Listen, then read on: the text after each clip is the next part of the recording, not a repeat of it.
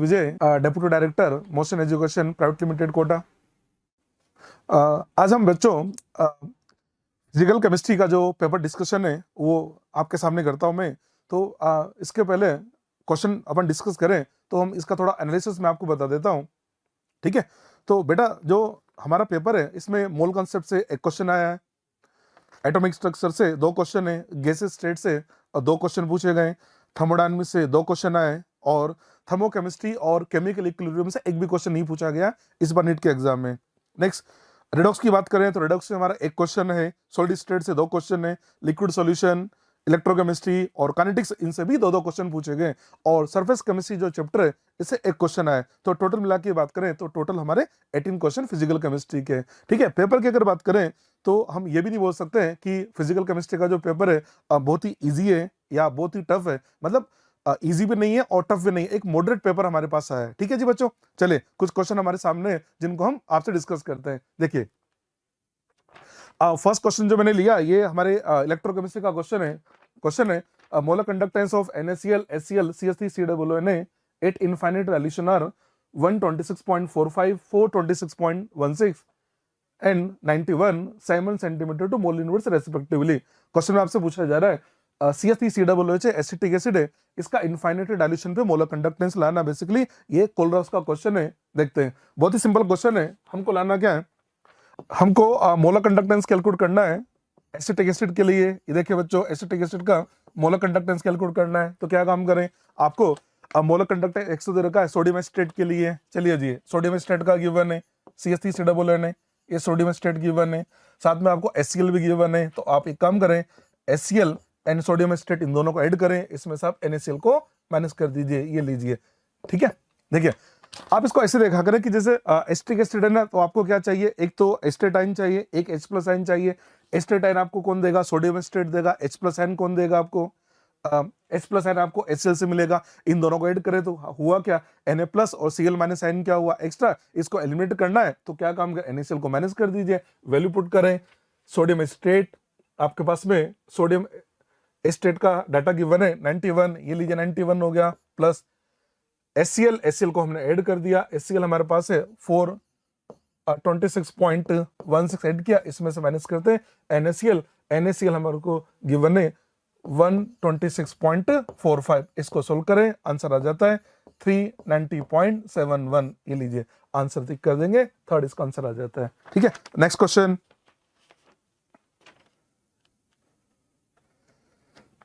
Next जो question है वो मोल कंसेप्ट का क्वेश्चन है। क्वेश्चन गिवन है और organic compound contain 78% by mass of carbon and remaining percentage of hydrogen, right option for the empirical formula of compound. ये basically आपसे एम्पिरिकल फॉर्मूले का क्वेश्चन आपसे पूछा गया, ठीक है। चलिए जी कार्बन का परसेंटेज की बात करें तो जो कार्बन है, कार्बन का परसेंटेज गिवन है कार्बन, और हम बात करें हाइड्रोजन, एम्पिरिकल फॉर्मूला लाना है। कार्बन आपको गिवन है 78% बाय मास 78 ले लिया, कार्बन का एटॉमिक मास 12 होता है। हाइड्रोजन आपसे क्या बोला गया, 78% कार्बन है और रिमेनिंग क्या है हाइड्रोजन है, तो 100 में से 78 को माइनस किया तो ये बनेगा 22, ये लीजिए 22, इनके एटॉमिक मास से डिवाइड कर दिया, ठीक है। चलिए 78 को 12 से डिवाइड करें, यह आ गया 6.5/22, ठीक है। आपको सिंपलेस्ट रेशियो निकालना है तो क्या काम करें, जो लीस्ट नंबर है उससे दोनों को डिवाइड कर दीजिए। लीस्ट नंबर कौन है 6.5, इससे दोनों को डिवाइड किया तो ये बन जाता है 1:3.38, ये बनेगा, ठीक है। अब इसका आंसर क्या दें, तो आंसर देंगे CH3, ये लीजिए CH3, ठीक है। बच्चों इसमें कई बच्चों ने हो सकता है इसमें मिस्टेक कर दिया, आंसर वो CH4 टिक कर दें, CH4 नहीं देना, 3.38 है ना, तो राउंड ऑफ करके क्या लिखोगे 3, तो आंसर क्या देंगे, आंसर दिया जाएगा CH3, फोर्थ आंसर टिक कर देंगे इसके लिए CH3, ठीक है। नेक्स्ट क्वेश्चन,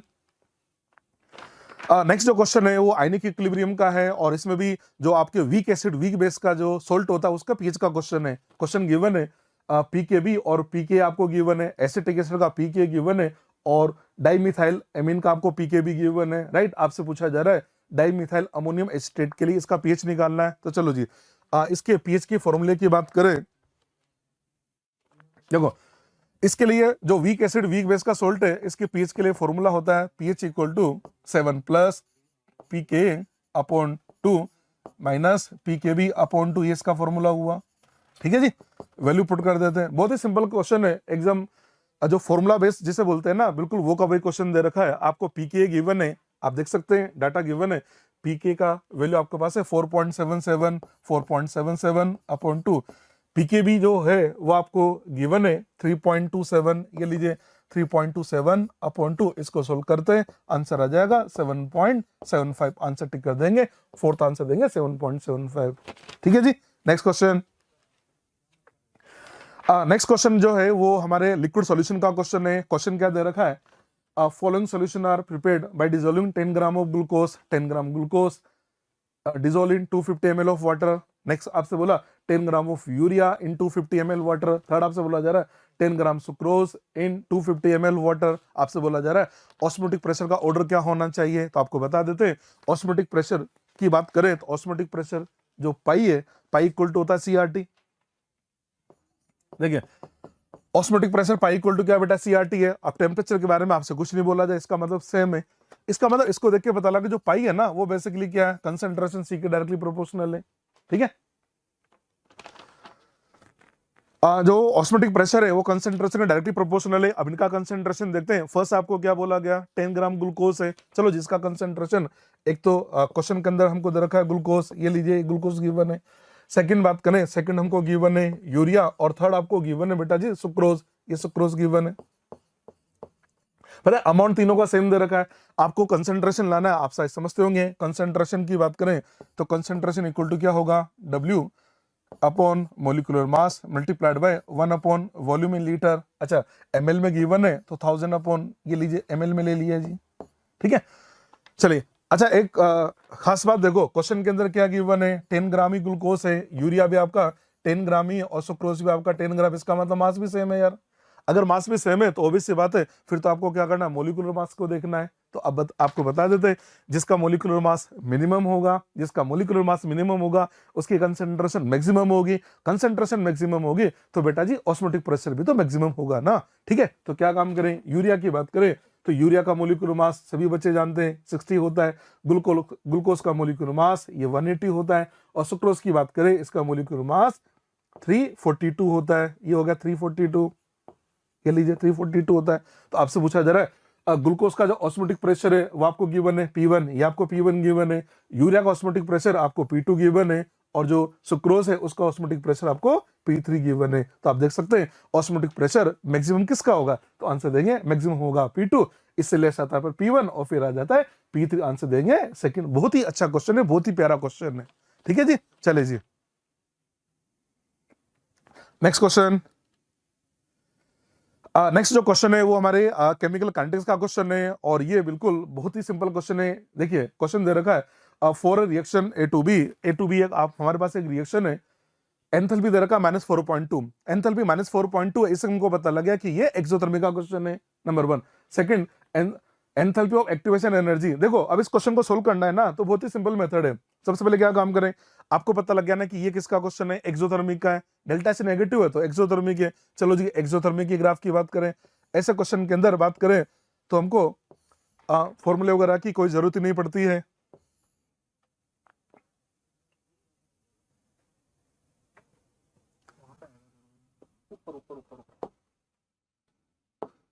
चलिए जी, देखिए हमने आपसे क्या बोला कि एंथैल्पी का क्वेश्चन है ना, एंथैल्पी का क्वेश्चन है और एक्सोथर्मिक है। देखिए ये लीजिए हमने ये एक्सो का ग्राफ बना दिया, सभी बच्चे जानते हैं एक्सोथर्मिक का ग्राफ ये बनता है आपका, एक्सो का ग्राफ बन गया। आपको एंथैल्पी ऑफ रिएक्शन ये दे रखा 4.2, इसका मतलब ये डेल एच ये आपको 4.2 गिवन है। ये लो जी बच्चों ये 4.2 गिवन है, हो गया 4.2।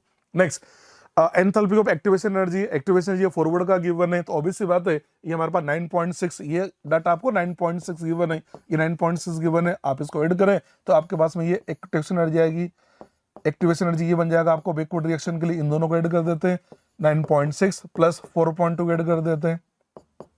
ठीक है, तो इसको सोल्व करें तो ये बन गया 8 और 13.8 आ जाएगा, ये 13.8 बनेगा। हमको देखना है इसमें से कौन सा प्रोफाइल बता रहा है। देखो बच्चों फर्स्ट ऑप्शन दे रखा है, इसको देख के पता एंडो का है, इसका मतलब फर्स्ट तो हो नहीं सकता, चलो जी क्लोज कर दिया। सेकंड की बात करें ये भी एंडो का गिवन है, ये भी हो नहीं सकता। अब ऑप्शन हमारे पास में क्या, एक तो थर्ड है फोर्थ है, थर्ड फोर्थ में भी देखें तो देखो क्या हुआ, फॉरवर्ड का एक्टिवेशन एनर्जी कितना था 9.6 है, और बैकवर्ड का कितना है 13.8, यानी 13.8 बड़ा होना चाहिए। ऑब्वियस सी बात है, अगर आपको देखेंगे तो पता लग रहा आंसर दिया जाएगा इसके लिए, आंसर देंगे थर्ड आंसर दे देंगे इसके लिए। ठीक है जी बेटा, ओके। देखिए बच्चों, क्वेश्चन हमारे पास है, जो स्क्रीन पे क्वेश्चन है, ये क्वेश्चन है थर्मोडायनेमिक्स से। क्वेश्चन है विच one of the following is the correct option for right relationship between CP and CV for 1 mole of an ideal gas. अरे ये तो बहुत ही सिंपल क्वेश्चन है। आपको पता है एक मेयर फॉर्मूला होता है CP minus CV equal to R, तो कुछ नहीं है, बिल्कुल देखते ही एकदम बिल्कुल आसान सा क्वेश्चन है, CP minus CV equal to R. ये आपको थर्ड आंसर पे टिक करना आता है। ठीक है, देखिए आप थर्मो से कितना सिंपल क्वेश्चन है आपके लिए। नेक्स्ट क्वेश्चन, नेक्स्ट क्वेश्चन हमारे सॉलिड स्टेट का, ये बड़ा अच्छा क्वेश्चन है। ये डायरेक्ट क्वेश्चन नहीं है, क्वेश्चन समझना। Correct option for the number of body centre unit cell in 14 type of Bravais lattice unit cell will B.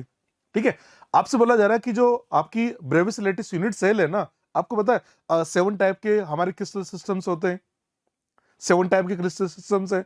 उसके अंदर जो डिफरेंट यूनिट सेल है, इनको टोटल 14 डिफरेंट मैनर में अरेंज कर रखा है और इसको बोल दिया जाता है ब्रेविस लेटिस। आपको पता है कि जो बॉडी सेंटर्ड यूनिट सेल है वो कौन कौन से सिस्टम के अंदर आती है। एक तो आती है क्यूबिक सिस्टम के अंदर।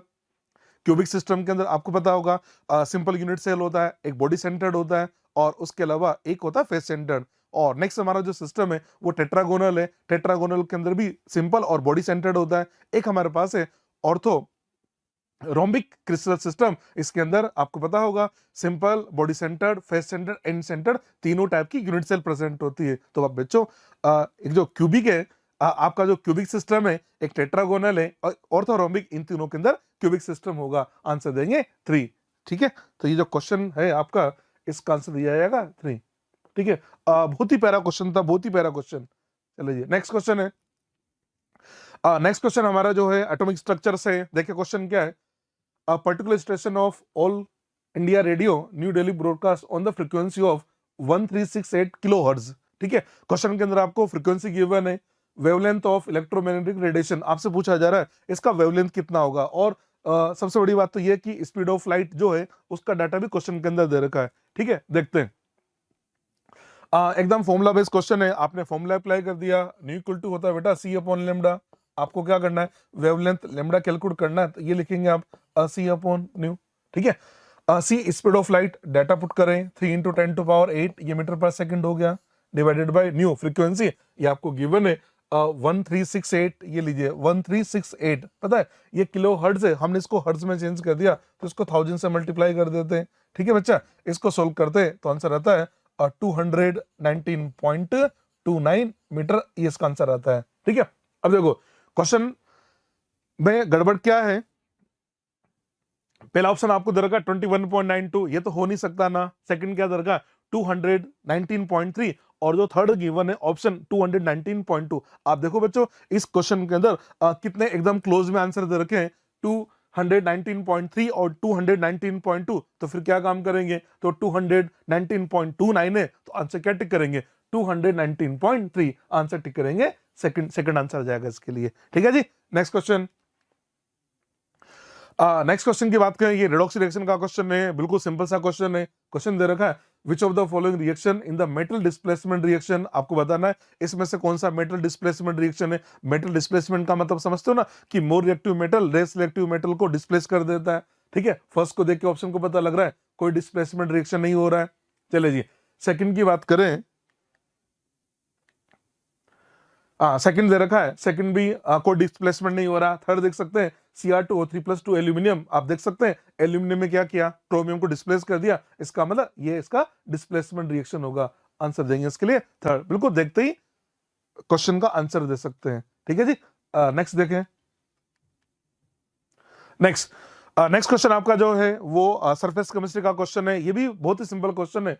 Right option for the statement Tyndall effect is exhibited by, आपको बताना है टिंडल इफेक्ट कौन बताता है। ये तो समझते हो ना बेटा कि टिंडल इफेक्ट जो है वो आपको कोलाइडल सॉल्यूशन बताते हैं।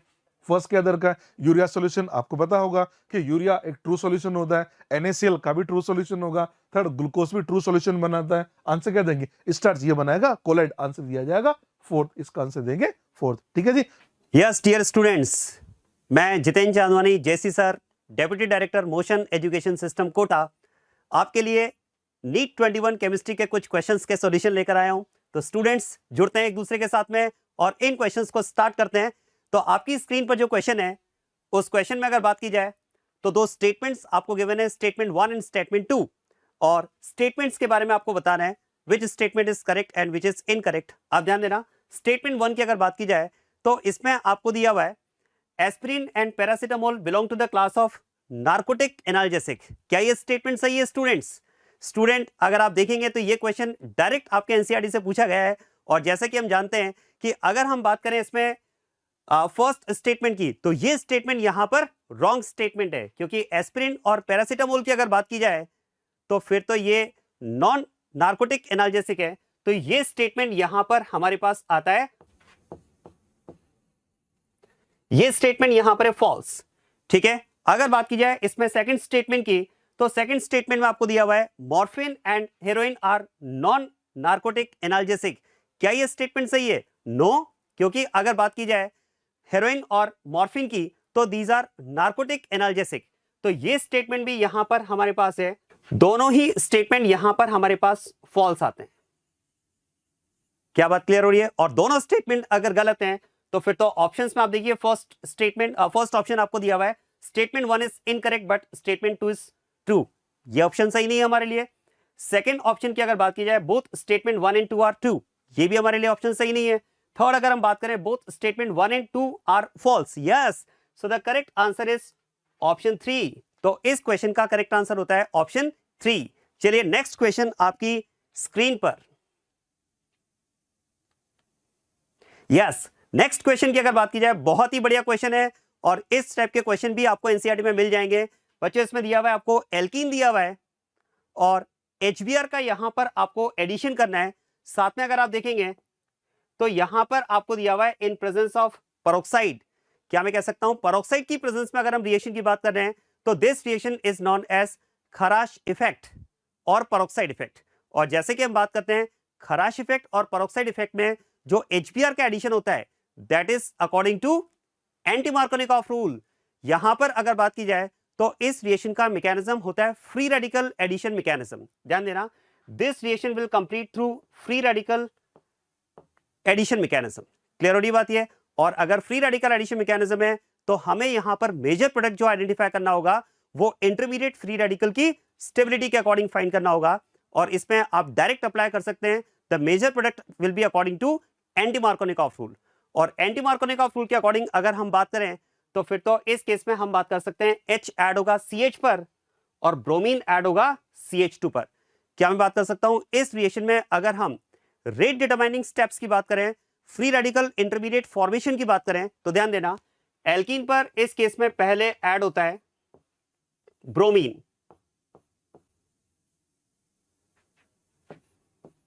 आप ध्यान दें एल्कीन पर इसमें पहले ऐड होगा ब्रोमीन फ्री रेडिकल। अब आप देखो फ्री रेडिकल अगर ऐड होगा तो फिर तो इस केस में हम बात कर सकते हैं बॉन्ड फिशन का टाइप जो होगा वो होमोलाइसिस होगा, और होमोलाइसिस में यहां पर दो तरह के फ्री रेडिकल का फॉर्मेशन पॉसिबल है। ब्रोमीन फ्री रेडिकल अगर CH2 पर ऐड होता है तो फ्री रेडिकल फॉर्मेशन हो जाएगा CH पर, और ब्रोमीन फ्री रेडिकल अगर CH पर ऐड होता है तो फिर इस केस में हम बात कर सकते हैं होमोलाइसिस प्रोसेस में जो फ्री रेडिकल फॉर्मेशन होगा वो CH2 पर होगा। क्या बता सकते हैं कहां पर फ्री रेडिकल ज्यादा स्टेबल होगा, CH2 और CH? Yes, the free radical will be more stable on CH। तो फिर तो हम बात कर सकते हैं ब्रोमीन फ्री रेडिकल का जो एडिशन होगा वो प्रेफरेबली कहां पर होगा, CH2 पर होगा। तो ध्यान देना बच्चों, इस केस में अगर बात की जाए तो ब्रोमीन फ्री रेडिकल जब इसमें ऐड होगा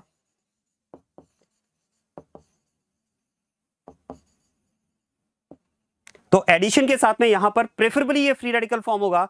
और अब इसके बाद में अगर हम इसमें HBr एडिशन की बात करें तो HBr के साथ में रिएक्शन में होमोलाइसिस में H ऐड होगा, और H ऐड होने के साथ में फाइनली जो प्रोडक्ट आपको मिल जाएगा इसमें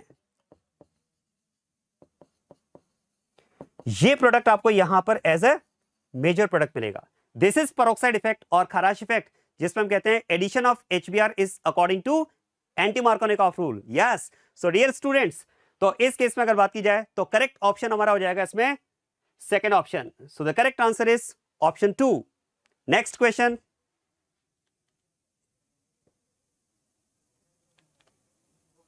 आपकी स्क्रीन पर। यस, नेक्स्ट क्वेश्चन में आप देखिए आइसोमेरिज्म से क्वेश्चन इस बार पूछा गया है, और आप देखिए मेटामेरिज्म से इस बार क्वेश्चन पूछा गया है। आप ध्यान देना the compound which shows metamerism is, molecular formula आपको दिए हुए हैं, आप ध्यान दें। देखो यहां पर अगर हम मॉलिक्यूलर फॉर्मूला की बात करें तो फर्स्ट आपको दिया हुआ है C4H10O, यस, आप ध्यान देना, C4H10O की अगर बात की जाए तो क्या मैं कह सकता हूं, this molecular formula is applicable for alcohol and ether. तो ध्यान देना, इस मॉलिक्यूलर फॉर्मूला की अगर बात की जाए तो compounds which belong to alcohol homologous series and ether homologous series are possible with this molecular formula, right. Next अगर बात की जाए C5H12, it is according to the general formula CnH2n+2 and that is the general formula applicable for alkane homologous series। तो C5H12 की अगर बात की जाए तो यहां पर हम alkane homologous series की बात करेंगे, मतलब इस मॉलिक्यूलर फॉर्मूला से किस तरह के कंपाउंड पॉसिबल है, the compounds which will belong to alkane homologous series।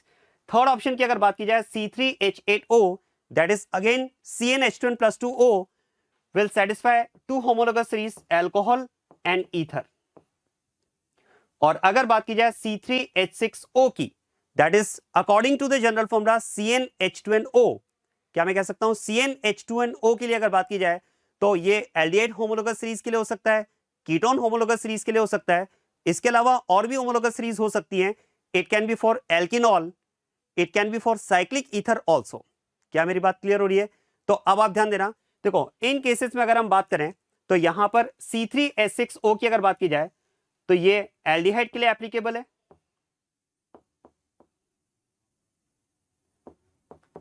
Ketone के लिए एप्लीकेबल है, और इसके अलावा और भी होमोलोगस सीरीज हो सकती हैं, that can be alkenol, cycloalkenol, alkene ether हो सकता है, एल्कोक्सी एल्कीन, या फिर साइक्लिक ईथर भी हो सकता है। अब आप ध्यान देना, देखो मेटामरिज्म की अगर बात की जाए तो मेटामरिज्म के लिए सबसे पहले रिक्वायरमेंट होती है those compounds which have polyvalent functional group, those compounds which have polyvalent functional group can show metamerism। अब आप ध्यान देना, फिर तो हम बात कर सकते हैं एल्केन में मेटामेरिज्म पॉसिबल नहीं है, ठीक है। एल्कोहल की अगर बात की जाए मेटामेरिज्म नॉट पॉसिबल, क्योंकि ये भी मोनोवेलेंट फंक्शनल ग्रुप है। फिर अगर हम बात करें इसमें alcohol not possible, yes, ether में हम मेटामेरिज्म की बात कर सकते हैं। क्या मेरी बात क्लियर हो रही है? और ईथर में अगर मेटामेरिज्म पॉसिबल है तो ध्यान देना, ईथर यहां पर आपके पास फर्स्ट ऑप्शन में पॉसिबल है और थर्ड ऑप्शन में पॉसिबल है, लेकिन दोनों में डिफरेंस है नंबर ऑफ कार्बन का। यहां पर आपको 4 कार्बन गिवन है, जबकि थर्ड ऑप्शन में 3 कार्बन गिवन है। क्या मैं कह सकता हूं ether with 3 carbon, ether with 3 carbon can not show metamerism, ether with 3 carbon can not show metamerism, but ether with 4 carbon, molecular formula आपको दिया है C4H10O, so ether with 4 carbon will show metamerism. और इस compound के लिए अगर हम metamer की बात करें तो इसके करस्पॉन्डिंग जो मेटामर आपको मिलेगा वो ये कंपाउंड हो जाएगा। So these are the 2 compounds which will be metamers of each other. So molecular formula C4H10O will have the compound that can show metamerism. तो इस केस में क्वेश्चन का आंसर हो जाएगा ऑप्शन फर्स्ट, यस।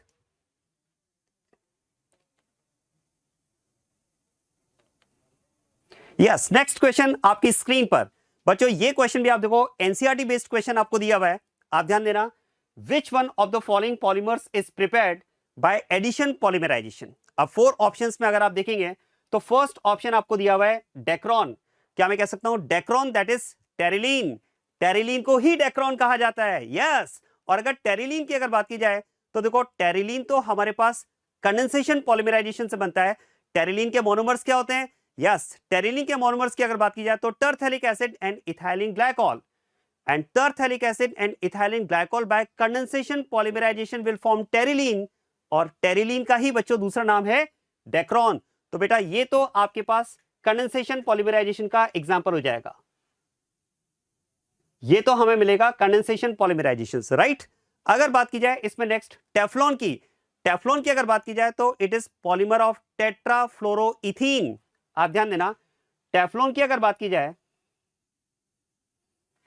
तो it is polymer of tetrafluoroethene. Tetrafluoroethene by addition polymerization will form this polymer. This is Teflon, and you can see this is the Teflon polymer that has been formed by addition polymerization. तो यहां पर हम बात कर सकते हैं जो Teflon होगा वो हमें एडिशन पॉलीमराइजेशन से मिलेगा। फिर अगर बात की जाए नायलॉन 66, देखो नायलॉन 66 की अगर बात की जाए तो फिर से एग्जांपल है हमारे पास कंडेंसेशन पॉलीमराइजेशन का। क्योंकि आप देखो नायलॉन 6,6 की अगर बात की जाए तो इसकी मोनोमेरिक यूनिट्स क्या होती हैं? Yes, hexamethylene diamine and adipic acid, जिनके कंडेंसेशन पॉलीमराइजेशन से हमें मिलता है nylon 6,6. So again it is the polymer that is formed by condensation polymerization. Novolac की अगर बात की जाए तो देखो novolac is related to bakelite.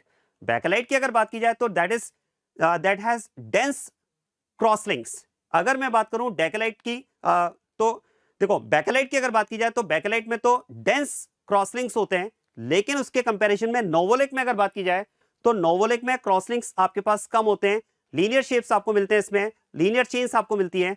और इसमें अगर हम मोनोमर की बात करें तो फिनॉल एंड फॉर्मेल्डिहाइड. मतलब अगेन हम कह सकते हैं novolac is again an example of condensation polymerization. तो यहां पर नोवोलेक भी कंडेंसेशन पॉलीमराइजेशन का ही एग्जांपल है, और इसके मोनोमर्स हैं फिनॉल एंड फॉर्मेल्डिहाइड. ये बेकेलाइट पॉलीमर से रिलेटेड है. तो अब क्वेश्चन में हमें दिया है एडिशन पॉलीमराइजेशन. तो एडिशन पॉलीमराइजेशन के लिए बहुत ही आसान question. Yes, correct answer will be Teflon.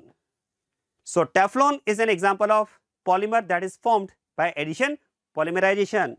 Next question की अगर बात की जाए तो नेक्स्ट क्वेश्चन है आपकी स्क्रीन पर, बहुत ही आसान क्वेश्चन है, और मैं कह सकता हूं कि बायोलॉजी वाले स्टूडेंट्स के लिए तो ये एक तरह से हलवा क्वेश्चन है. आपको हलवा परोस दिया गया है, बस आपको इसे खाना है. बहुत ही आसान question. The RBC deficiency is deficiency disease of. क्या मैं कह सकता हूं आरबीसी डेफिशिएंसी में क्या होता है? आपकी बॉडी में हेल्दी रेड ब्लड सेल्स की कमी होती है, and it is due to lack of yes vitamin B12. So it is due to lack of vitamin B12. This is the correct answer. तो क्वेश्चन आपकी स्क्रीन पर है बच्चों. क्वेश्चन में आपको दिया है identify the compound that will react with Hinsberg reagent to give a solid which dissolves in alkali. Yes, क्या क्वेश्चन है? देखो आपको इसमें वो कंपाउंड आइडेंटिफाई करना है जो हिंसबर्ग रिएजेंट के साथ में एक ऐसा सॉलिड फॉर्मेशन करता है जो अल्कली में सॉल्युबल है. यस, हिंसबर्ग रिएजेंट की अगर बात की जाए so what is Hinsberg reagent?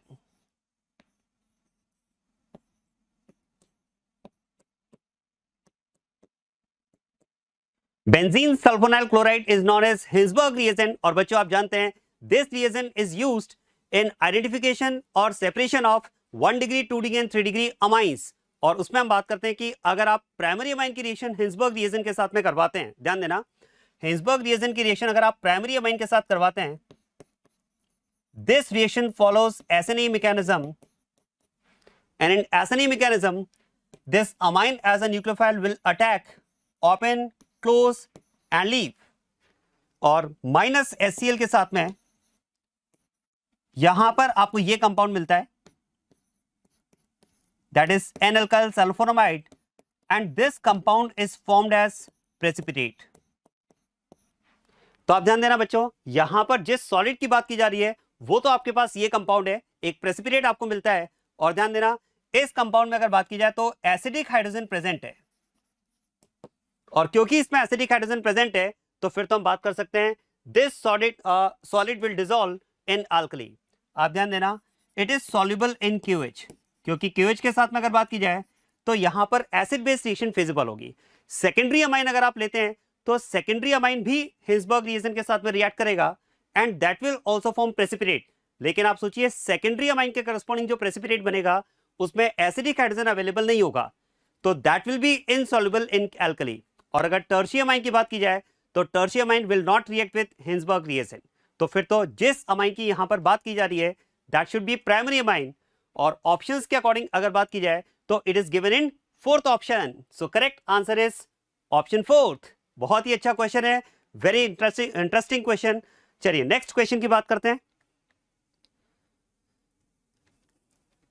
Next question में आपको दिया हुआ है the major product formed in dehydrohallucination reaction of 2-bromopentane is pent2ene.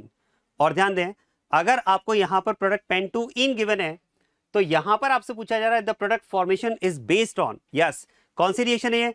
dehydrohallucination of 2-bromopentane. आप ध्यान देना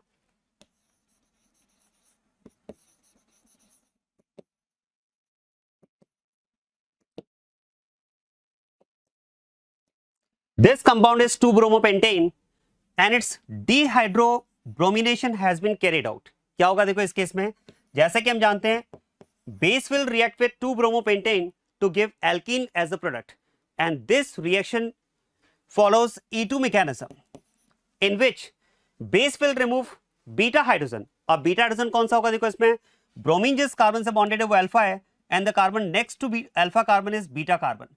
तो दोनों तरफ से हम बात कर सकते हैं, बीटा कार्बन के लिए यहां पर 2 साइड्स अवेलेबल है, मतलब बेस के लिए अटैकिंग साइड्स यहां पर 2 है। Base can remove beta hydrogen from this carbon, that is case 1, and can remove beta hydrogen from this carbon, also case 2, and bromine will leave as a leaving group. तो ये यहां पर process होगा डिहाइड्रोब्रोमिनेशन process. अब आप देखो first case के corresponding अगर हम एल्कीन फॉर्मेशन की बात करें तो दैट एल्कीन इज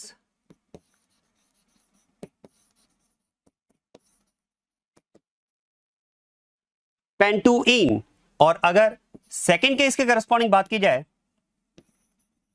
तो सेकेंड केस के करस्पॉन्डिंग जो एल्कीन आपको मिलेगी that is पेंट-1-ईन।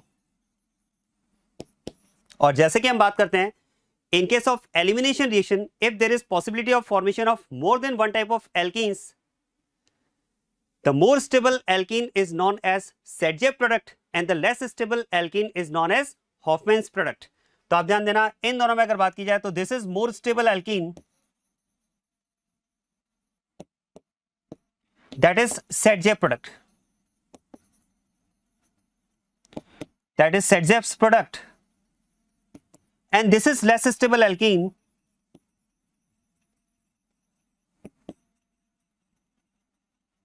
that is known as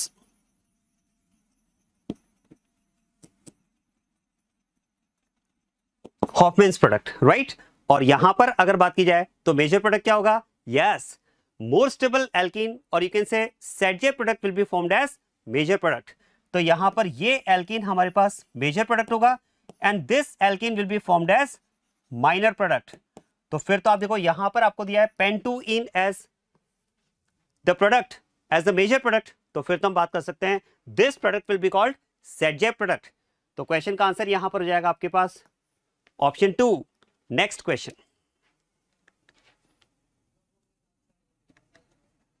yes, next question में आप ध्यान देना, correct structure of 2,6 dimethyl dec four ene is.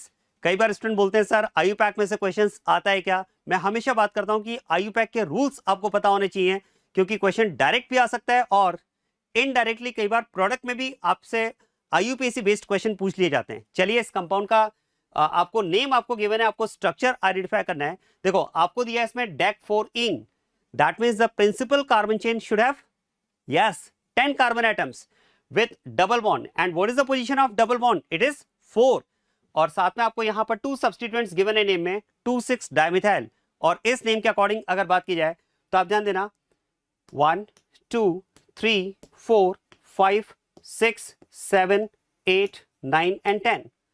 आप देखो 10 कार्बन एटम्स कार्बन चेन में प्रेजेंट है। ये समझ में आ रहा है नंबरिंग यहां से क्यों स्टार्ट की है, because in case of numbering in this case the priority will be given to double bond, and double bond is nearer to this terminal, that's why numbering has been started from this terminal, and you can see the carbon chain is having 2 substituents, one is present on second position and other is present on 6th position। तो अब आप इस compound का name अगर आप लिखना चाहेंगे तो क्या नेम हो जाएगा इस केस में, yes it is 2,6 dimethyl dec four ene. so correct answer is option 2। क्या क्लियर हो रही बात ये? चलिए नेक्स्ट क्वेश्चन की बात करते हैं।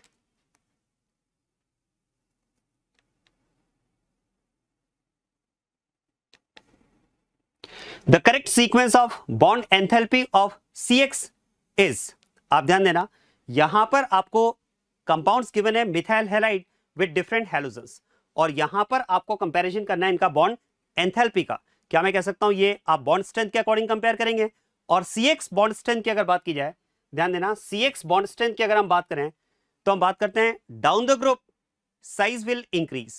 आप ध्यान देना इस केस में अगर बात की जाए तो CF CCl CBr and Ci, अगर हम डाउन द ग्रुप बात करें तो हेलोजन की साइज इंक्रीज होगी, size of halogen is increasing, और साइज अगर इंक्रीज होगी तो क्या मैं कह सकता हूं बॉन्ड लेंथ इंक्रीज होगी, so bond length will also increase.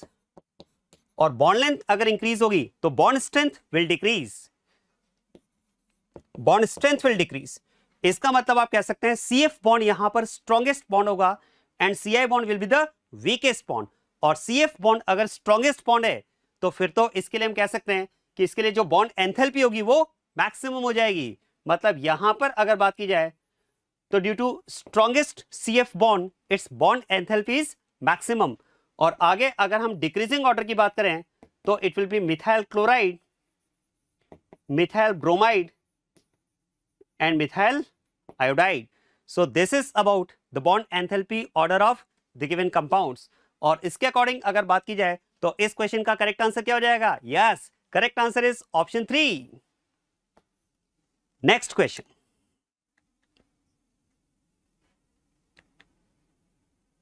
Dihedral angle of least stable कन्फर्मर of ethane is. देखो ईथेन में अगर हम बात करें तो हमारे पास कन्फर्मेशंस में दो कैटेगरीज हैं, इक्लिप्स्ड एंड स्टैगर्ड।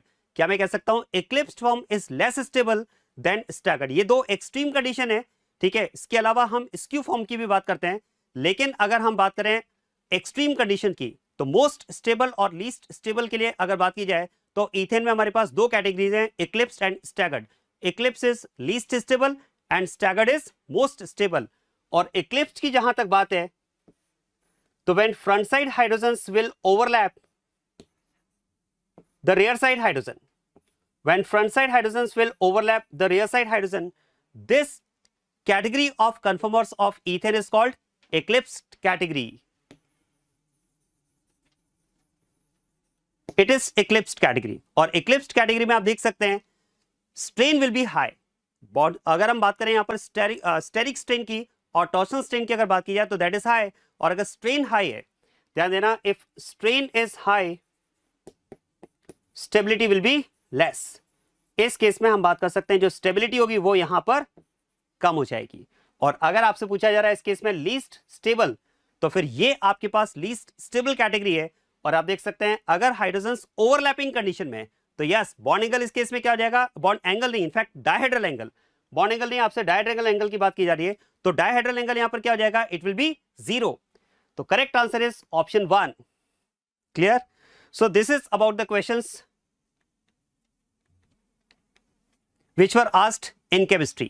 तो बच्चों आज आपका धैर्य देखकर बहुत खुशी हो रही है, क्योंकि 3 घंटे आपने पहले अपने पेपर को कंप्लीट करने में एग्जामिनेशन सेंटर पर दिए और फिर आप हमसे जुड़े हुए हैं, और यही धैर्य आपको आगे सफलता दिलवाएगा। Wish you all the best. आपके डॉक्टर बनने का सपना जरूर पूरा होगा। पूरा मोशन परिवार, पूरी टीम आपको विशेष देती है। All the best. Hello student, myself HS Bindra, faculty organic chemistry, Motion Education Private Limited, Kota.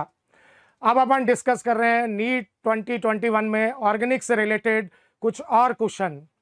तो नेक्स्ट क्वेश्चन के अंदर एक सीक्वेंस आपको दिया हुआ है, एसीटोन है और उस पर ऐड कर रहे हैं अपन Grignard reagent C2H5 MgBr dry ether और फॉलोड बाय हाइड्रोलाइसिस। तो आपको प्रोडक्ट निकालना है। तो देखिए ये जो रिएक्शन आपके पास है एसीटोन, एसीटोन का मतलब CH3 COCH3 और इस पे ऐड कर रहे हैं C2H5 MgBr। कार्बोनाइल पे जो एडिशन होगा वो न्यूक्लियोफिलिक एडिशन, यहाँ अपन बोलेंगे डेल नेगेटिव डेल पॉजिटिव, और इस पर ऐड किया आपने C2H5 MgBr। कार्बन का इलेक्ट्रोनेगेटिविटी मेटल से ज़्यादा है, कार्बन पे डेल नेगेटिव, मेटल पे डेल पॉजिटिव।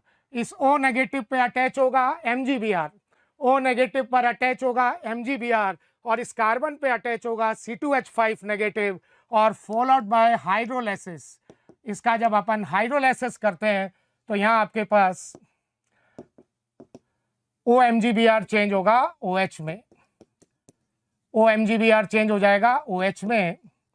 तो जो कंपाउंड आपको मिलेगा वो अल्कोहल मिलेगा, अल्कोहल का प्रिपरेशन। और इसका देखिए IUPAC सिस्टम में आपको नेमिंग करना है, तो ये 1 2 3 और ये 4, 2 मिथाइल ब्यूटेन 2 ऑल, इसका जो नेम हो गया 2 मिथाइल ब्यूटेन 2 ऑल। और देखते ही आपको फर्स्ट ऑप्शन ही ये मिलने वाला है, यहाँ पे फर्स्ट ऑप्शन करेक्ट होगा, 2 मिथाइल ब्यूटेन 2 ऑल। तो इस क्वेश्चन का जो आंसर होगा वो आंसर 1 आपके पास करेक्ट आंसर होगा। आंसर 1 जो है वो करेक्ट आंसर होगा। नेक्स्ट क्वेश्चन देखिए, डायरेक्ट क्वेश्चन था, एनवायरमेंटल केमिस्ट्री में से डायरेक्ट क्वेश्चन है, एनसीईआरटी में दिया हुआ है और मैच करना है आपको। फर्स्ट इक्वेशन जो है SO2 प्लस O2 SO3, ये जो आपके पास रिलेटेड होगा ट्रोफॉस्फोरिक पॉल्यूशन से। सेकेंड रिएक्शन है HOCl और Cl, जब लाइट देंगे तो Cl फ्री रेडिकल बनेगा, ये चेन इनिशिएशन रिएक्शन में इन्वॉल्व होगा ओजोन डिप्लेशन के अंदर, तो be related to third. Next आपके पास जो रिएक्शन है calcium carbonate plus H2SO4 CaSO4, ये भी एनसीईआरटी में ताजमहल और एसिड रेन से रिएक्शन आपको दिया हुआ है, तो यहाँ पे सी रिलेटेड टू आपके पास फर्स्ट और लास्ट आपके पास स्मोक, ये आपके पास आंसर हो जाएगा सेकंड। तो डायरेक्ट क्वेश्चन है, देखिए एनसीईआरटी के अंदर सबके लिए रिएक्शंस दिया हुआ है, तो यहाँ पे आपके पास A related to fourth, A related to fourth, एक भी आपको पता है तो आपका आंसर आ रहा है A related to fourth, fourth answer सही है। चेक कीजिए, B related to third ozone depletion, C related to first acid rain and D related to second. तो इसका जो आंसर आपके पास होगा वो अपन बोलेंगे फोर्थ ऑप्शन आपके पास करेक्ट आंसर होगा। नेक्स्ट क्वेश्चन प्यारे बच्चों,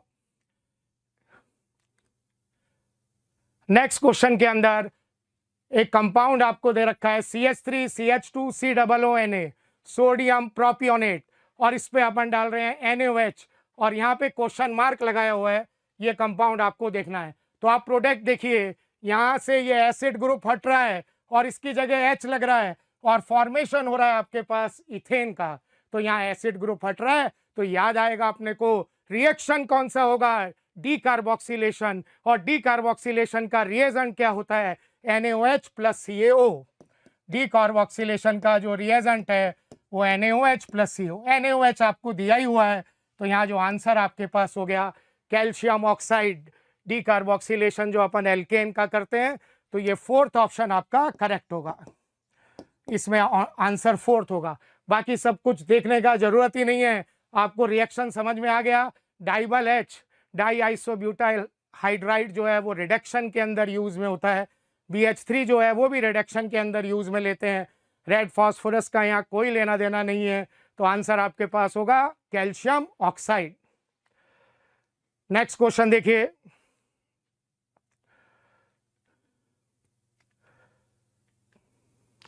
नेक्स्ट क्वेश्चन देखिए, अगेन मैचिंग का क्वेश्चन है, और ये क्वेश्चन जो बनाया है ये नेम रिएक्शन में से बनाया है। सारी नेम रिएक्शन एनसीईआरटी के अंदर मेंशन है।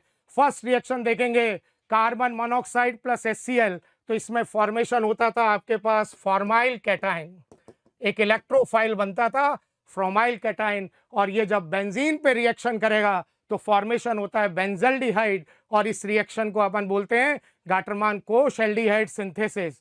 तो आपका जो ए होगा वो रिलेटेड हो गया सेकंड से, ए रिलेटेड टू सेकंड, ये जो रिएक्शन होगा फॉर्माइलेशन।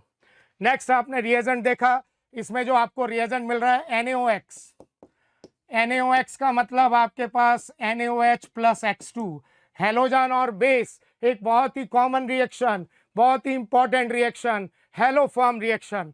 तो ऐसे एल्डिहाइड और कीटोन जिसमें CH3CO ग्रुप आता है वो हेलो फॉर्म रिएक्शन देते हैं। इस CH3 का तो क्या बनाएंगे आइडोफॉर्म और COONA। हमें यहाँ प्रोडक्ट नहीं देखने, हमें तो रिएक्शन पता करनी है, तो जो आपके पास बी है वो रिलेटेड टू हो जाएगा थर्ड। सी ऑप्शन देखा, एसिड और alcohol in the presence of H+, बहुत ही common reaction, esterification, fruity smell आता है, बहुत ही प्यारी रिएक्शन है, तो सी रिलेटेड टू आपके पास हो गया फोर्थ। और लास्ट रिएक्शन जब अपन कार्बोक्सिलिक एसिड पे हेलोजन ऐड करेंगे in the presence of red P, तो अल्फा पोजीशन पे हेलोजन लगेगा आफ्टर हाइड्रोलिसिस। और कार्बोक्सिलिक एसिड एंड डेरिवेटिव के अंदर आपने पढ़ा होगा HVZ reaction, Hell Volhard Zelinsky reaction, तो आपके पास डी रिलेटेड टू हो गया यहाँ पे फर्स्ट। तो देखिए ऑप्शन के अंदर ए रिलेटेड टू हुआ सेकंड, तो यहाँ जब देखेंगे ए रिलेटेड टू सेकंड, एक भी रिएक्शन आपको पता है तो अपना आंसर आ रहा है A related to second, B related to third, और C रिलेटेड टू फोर्थ, जो C है वो आपने कहा स्टेरिफिकेशन, और D जो होगा वो हेल वोलार रिलेटेड टू फर्स्ट। तो यहाँ पे आंसर जो आपके पास बनेगा इसका फर्स्ट ऑप्शन जो होगा करेक्ट है।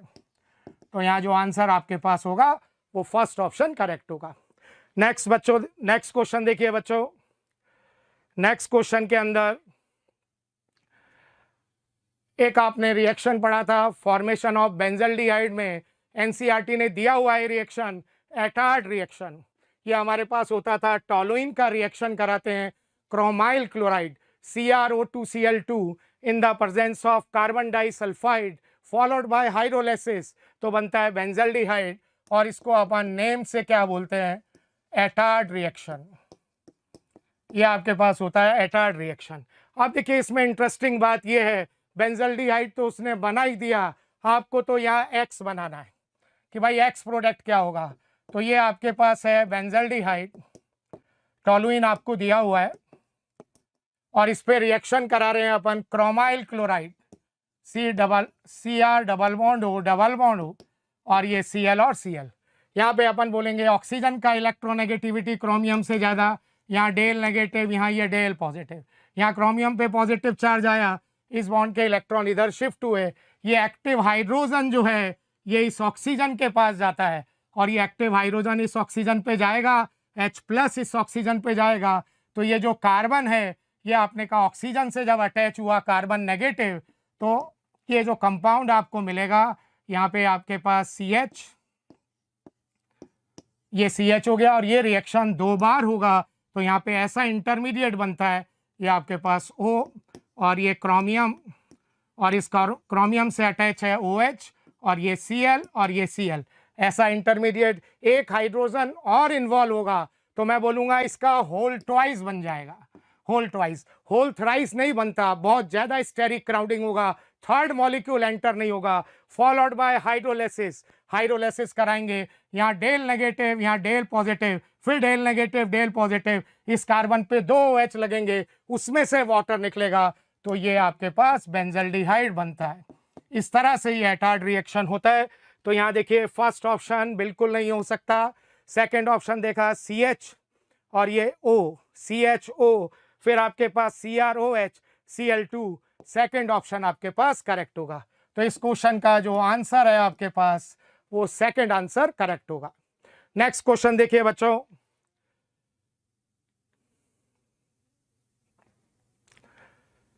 नेक्स्ट क्वेश्चन के अंदर देखिए बहुत ही बढ़िया क्वेश्चन, एक आपके पास फंक्शनल ग्रुप दिया हुआ है C double bond O carbonyl compound, और एक फंक्शनल ग्रुप है ईस्टर, और इसमें रिडक्शन की बात कर रहा है सोडियम बोरोहाइड्राइड, हाइड्राइड का मतलब H नेगेटिव, और फॉलोड बाय एसिडिफिकेशन, एसिडिफिकेशन के लिए उसने अल्कोहल ऐड किया हुआ है।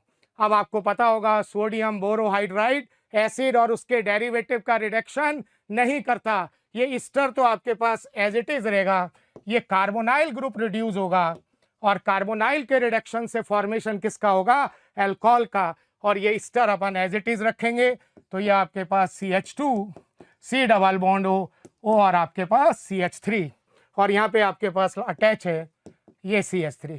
सोडियम बोरोहाइड्राइड जो है वो कार्बोनाइल का रिडक्शन करेगा, एसिड और उसके डेरिवेटिव का रिडक्शन नहीं कर रहा, तो यहाँ ईस्टर का रिडक्शन ये नहीं करता। अगर लिथियम एल्युमिनियम हाइड्राइड होता तो कार्बोनाइल भी रिड्यूस होता और ईस्टर भी रिड्यूस होता।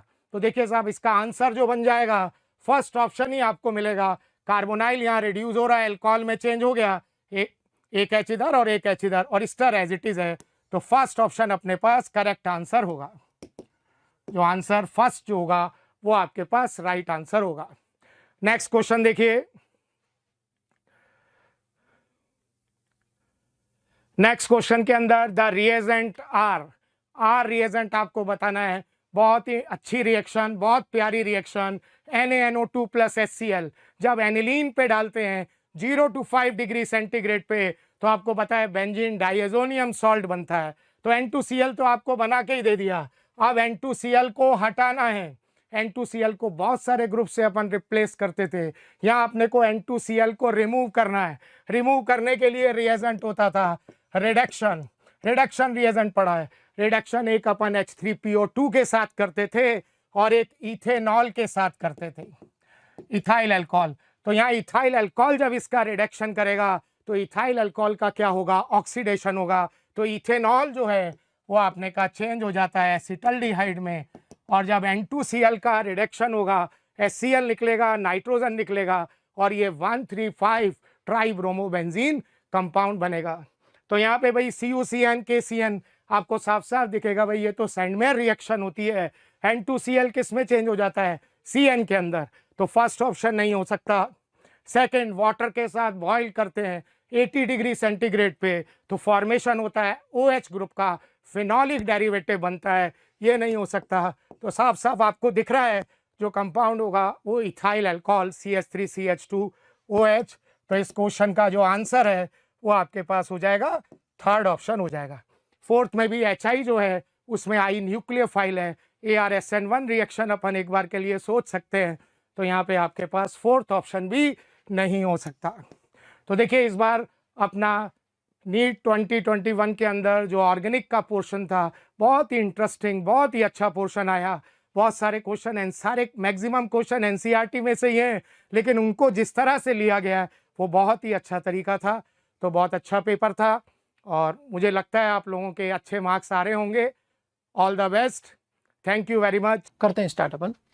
क्वेश्चन है देखिए, the incorrect statement among the following is actinoids are highly reactive metal. बेटे एग्जैक्टली ये बात एकदम सही है। क्यों सही है? क्योंकि बेटा एक्टिनोइड जो है वो पीरियडिक टेबल में काफी नीचे आते हैं बेटा, और पीरियडिक टेबल में काफी नीचे आते हैं तो इनकी साइज बड़ी होने की वजह से इनका आईपी होता है कम, और जिन मेटल्स का आईपी कम होता है उनकी रिएक्टिविटी जो है ना बेटे वो क्या होती है, ज्यादा। पहला स्टेटमेंट एकदम सही है बेटा। सेकंड क्या करे, actinoid contraction is greater for element to element than lanthanoid contraction. ये बात भी एकदम सही है बेटे। क्यों सही है समझना कि बेटा कॉन्ट्रैक्शन का जो कारण है, वास्तव में कॉन्ट्रैक्शन का कारण है सिग्मा का कम होना, और बच्चे 4F और 5F में से बेटा सिग्मा जो है 5F का 4F से भी कम होता है, और अगर सिग्मा कम रह गया बेटा तो Z इफेक्टिव ज्यादा होगा। Z इफेक्टिव ज्यादा होगा तो उस कंडीशन में जो अट्रैक्शन है बच्चे वो भी क्या होगा, ज्यादा होगा, और अट्रैक्शन ज्यादा होगा तो कॉन्ट्रैक्शन भी डोमिनेंट होगा। तो वास्तव में बेटा दूसरा जो स्टेटमेंट है वो भी सही है। थर्ड क्या बोल रहा है, most of the trivalent lanthanoid ion are colourless. अरे भैया यहां बात गड़बड़ हो गई है। क्यों बेटा, NCERT 12वीं D एंड F ब्लॉक में क्लियर कट एक लाइन लिखी हुई है कि लेंथेनोइड्स की ज्यादातर +3 वाली ऑक्सीडेशन स्टेट्स के जो एलिमेंट है वो मैक्सिमम कलर्ड होते हैं, और आपको पढ़ाया भी जाता है कि Lalu colourless.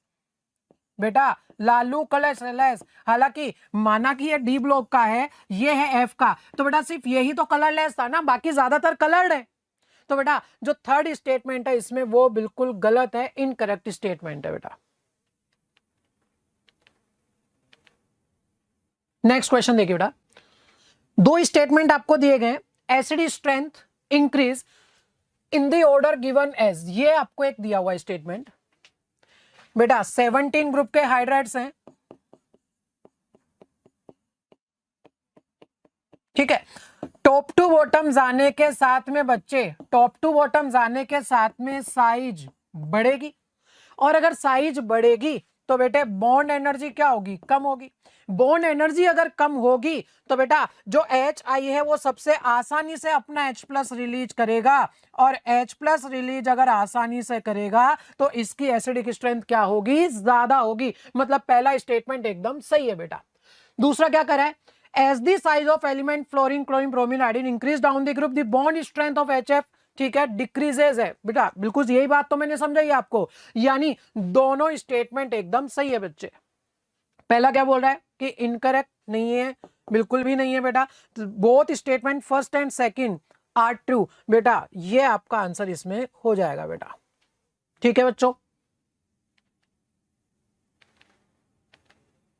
Next question, among the following alkaline earth metal halides which is covalent, ठीक है बेटा, यहीं से आपका आंसर हो जाएगा। और ऑर्गेनिक सॉल्वेंट में सोल्यूबल भी कहा गया है।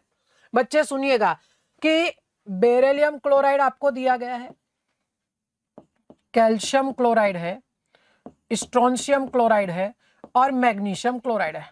बच्चे इनमें से जो सबसे छोटा कैटायन है वो है बेरिलियम का, और छोटा कैटायन होने की वजह से बेटा अप्लाई कर दीजिए फजान्स रूल कि अगर कैटायन छोटा होगा तो वो एनायन के इलेक्ट्रॉन क्लाउड को ज्यादा पोलराइज करेगा और उसमें कोवेलेंट करैक्टर ज्यादा आएंगे, और कोवेलेंट करैक्टर अगर ज्यादा आ जाएंगे बेटा तो पहला तो आपका यही हो गया, और कोवेलेंट करैक्टर बढ़ जाने के साथ में बच्चे ऑर्गेनिक सॉल्वेंट में सॉल्युबिलिटी क्या होती है, बढ़ जाती है। तो आंसर क्या हो जाएगा, बेरिलियम क्लोराइड बेटा।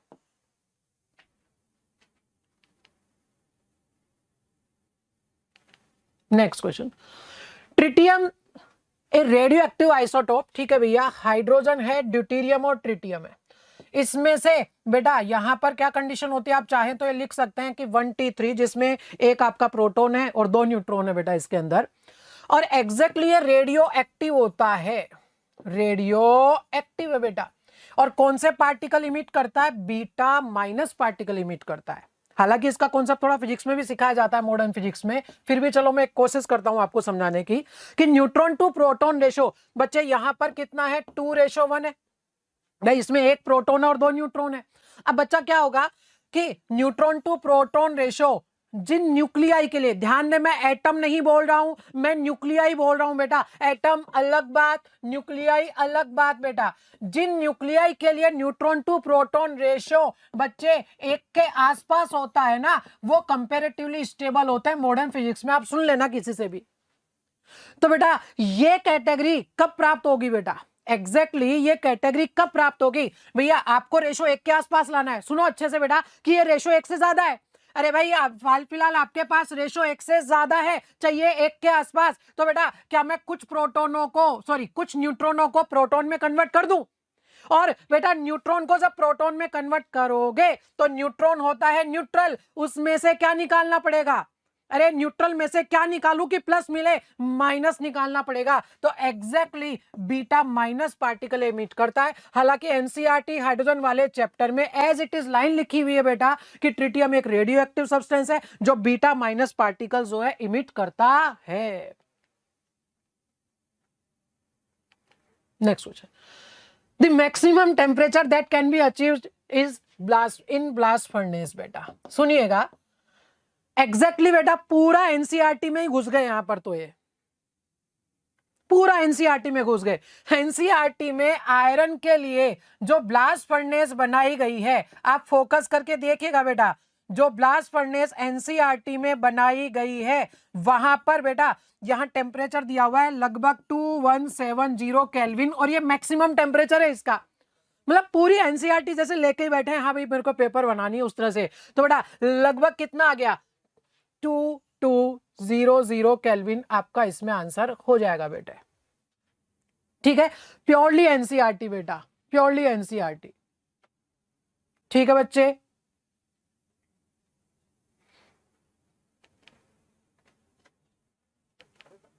Next question, BF3 is planar. सही बात है बेटा, BF3 जो है वो कैसा है बेटा, प्लेनर कंडीशन में है आपके पास में, सॉरी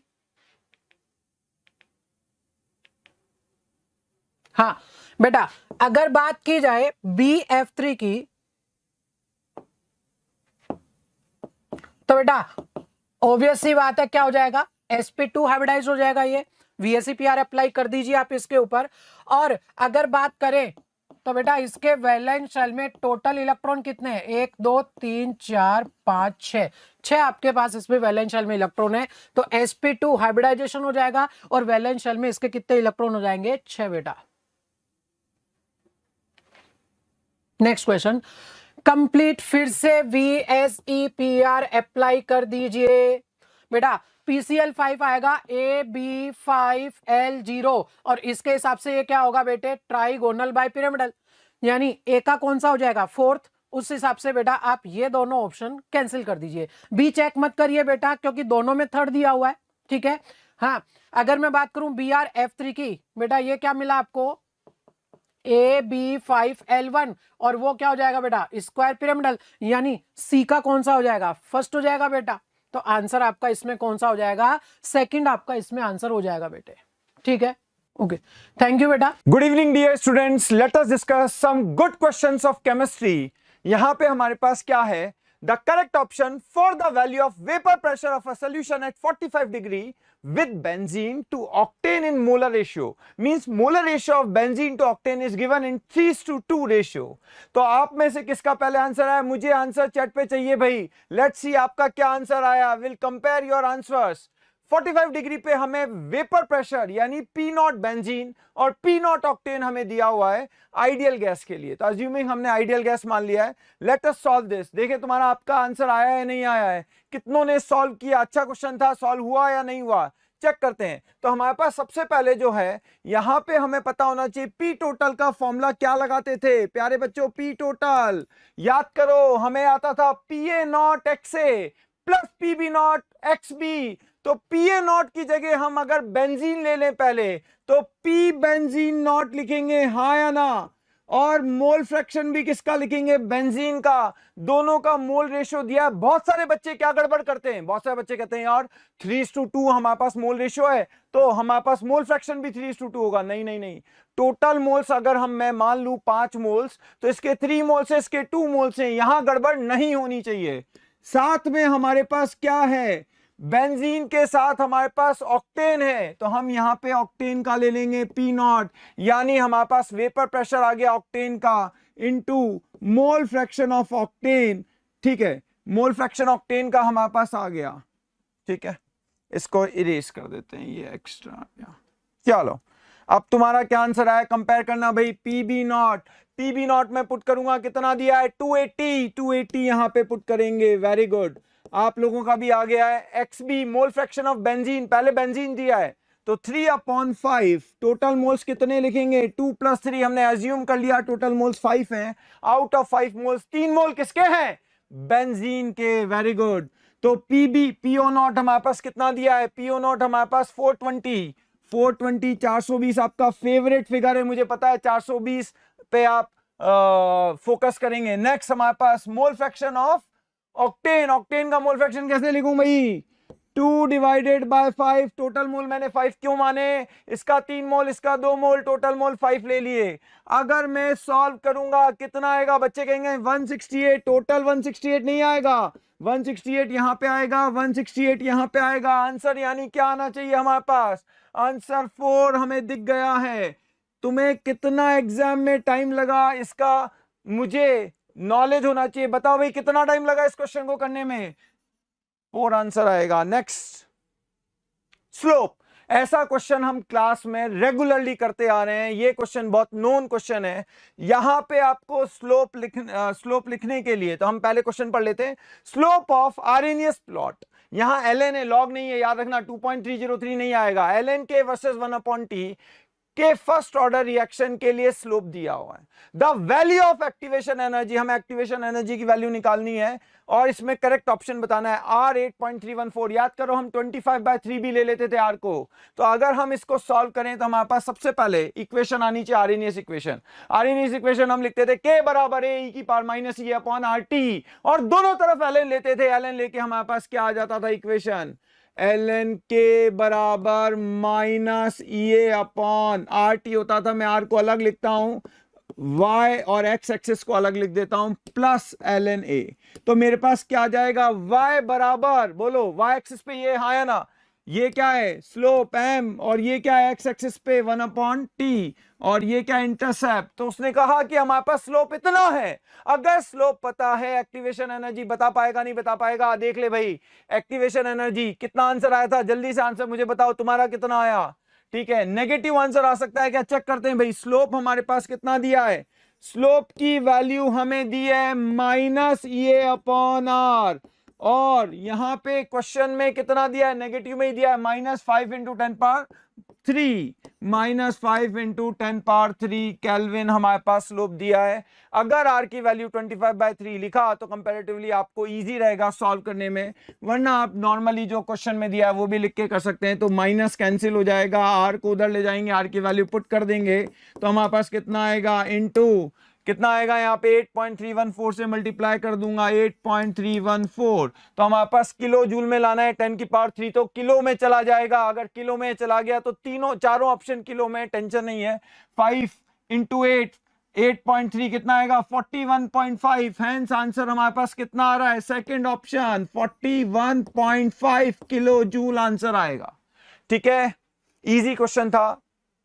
नेक्स्ट, मोलर कंडक्टिविटी। ये क्वेश्चन अगर हमारे पास जो है रेगुलरली आता रहा है यहाँ पे, तो इलेक्ट्रो का हमारे पास क्या क्वेश्चन है, मोलर कंडक्टिविटी ऑफ, कंसंट्रेशन दे दी है एसिटिक एसिड की, molar conductivity of 0.007 m, acetic acid is 20 siemens centimetre square per मोल।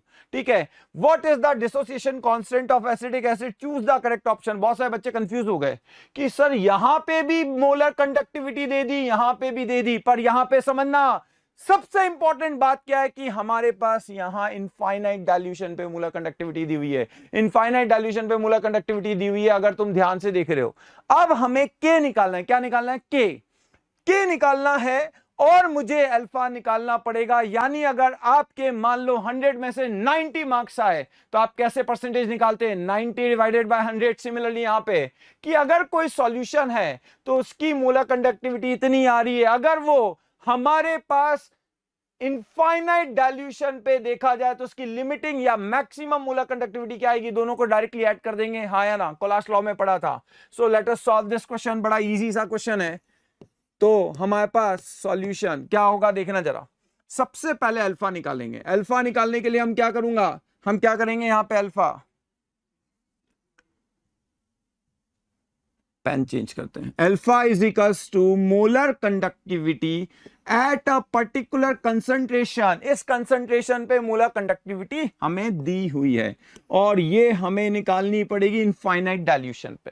तो इनफाइनाइट डाइल्यूशन पे तो डायरेक्ट निकाल देंगे, एसिटिक एसिड की क्या निकाल देंगे, 350 + 50, तो हमारे पास कितना आ जाएगा, ऊपर कितना लिखा हुआ है 20 और नीचे कितना लिखा हुआ है 350, डायरेक्ट कर दूं, 350 + 50